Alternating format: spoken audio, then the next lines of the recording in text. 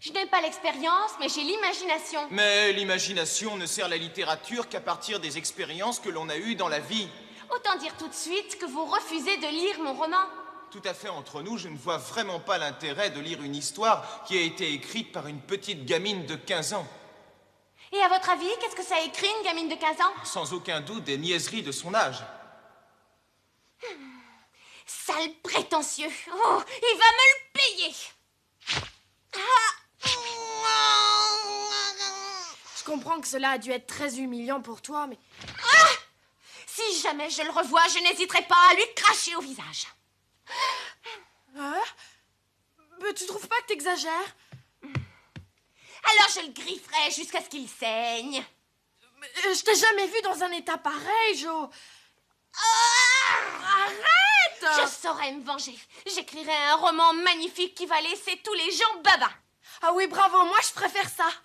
Je serai le plus grand écrivain des États-Unis. Oui, bravo, Jo. Je parle sérieusement, tu sais. Ben, je n'en doute pas une seconde. Hmm. Si t'allais dormir à présent. Dormir. Les grands écrivains ne dorment pas la nuit. Jo, réveille-toi. Vite, vite debout.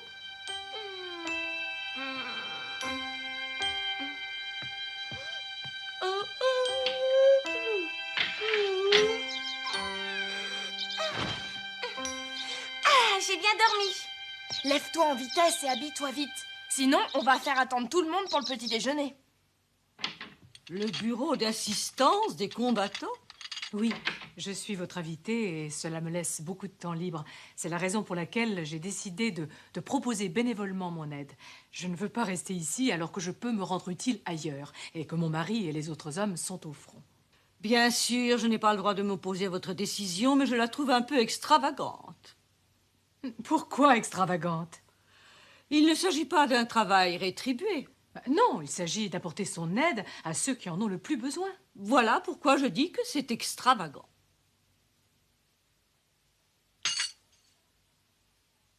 Alors tu vas pouvoir commencer à travailler aujourd'hui, maman. Oui, puisque ta tante ne s'y oppose pas, dorénavant j'irai tous les jours. Maman est comme ça, elle ne se sent pas bien si elle ne fait pas quelque chose pour aider les plus démunis. Aider les plus démunis, dis-tu? Vous ne trouvez pas que c'est admirable? J'admets que ça occupera ses journées.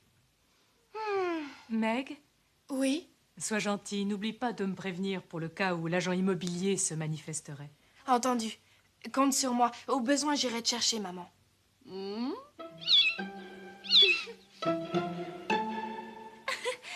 êtes devenus de grands amis tous les deux, on dirait. Oui, il est tellement mignon.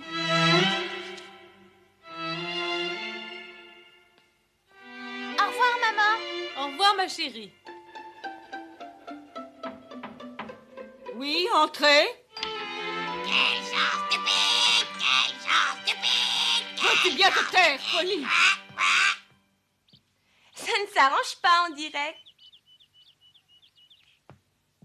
Il répète toujours les mêmes mots. Pourquoi n'apprend-il pas autre chose, ma tante? Je ne sais pas, moi. Tu n'as qu'à essayer. Il ne répond jamais. Joséphine, tu m'as bien dit que tu t'intéressais à la littérature. Alors tu dois certainement savoir lire à haute voix. Oui, ma tante, je crois que je lis assez bien. Eh bien, dans ce cas, je voudrais que dorénavant, tu me lises chaque jour quelques pages d'un livre. Entendu?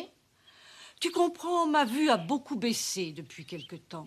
Et lire les caractères imprimés me fatigue beaucoup. Et quel livre voulez-vous que je lise? Regarde, il est sur cette table. Prends-le. Pensée et réflexion de Benjamin Bosch. Est-ce que c'est intéressant, ma tante? Quelle importance qu'un livre soit intéressant ou pas. Une seule lecture est toujours utile à l'esprit. Mais comment est-ce qu'on peut lire quelque chose d'inintéressant? Ne me pose pas de questions et lis. J'en étais restée au début du chapitre 3.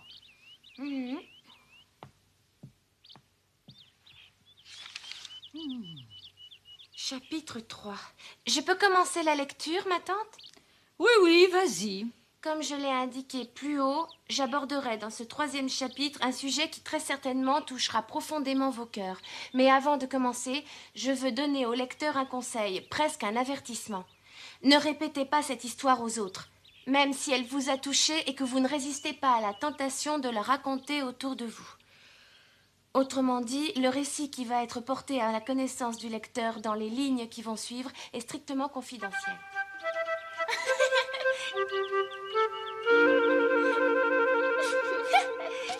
Quel beau dessin!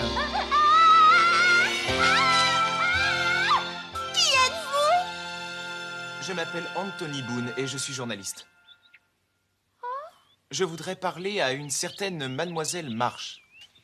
Eh bien, vous l'avez devant vous, je suis Mademoiselle Marsh. Oh, la personne que je cherche est sans aucun doute votre sœur. C'est une jeune fille un peu garçon manqué. C'est Jo. Oh oui, c'est cela. Pourriez-vous me dire si elle est ici? Parce que j'aimerais beaucoup lui parler. À ce moment-là, il répondit, « À l'origine, la terre et ses habitants appartenaient à Dieu. C'est pourquoi faire don de ses biens à l'Église, c'est rendre à Dieu ce qui lui a toujours appartenu. »